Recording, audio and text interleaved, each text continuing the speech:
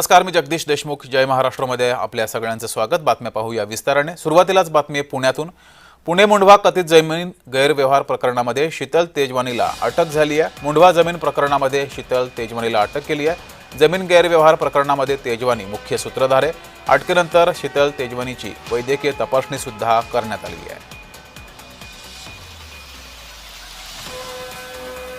एकीकडे आता अधिवेशन येणार आहे.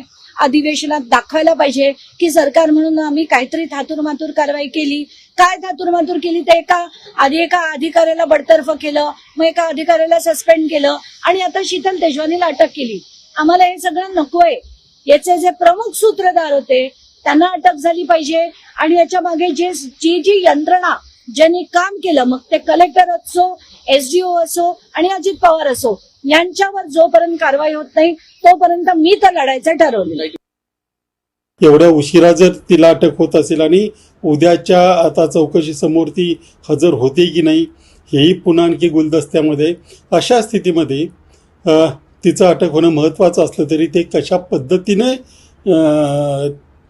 तिच्यावर कारवाई केली जाते, आणखी कोणकोणते घोटाळे उघडकीस येतात, याच्यात आणखी ज्यांची नावं आहेत ते आरोपी म्हणजे पार्थ पवार आणि इतरांनाही अटक होते का हेही बघणं महत्त्वाचं असेल.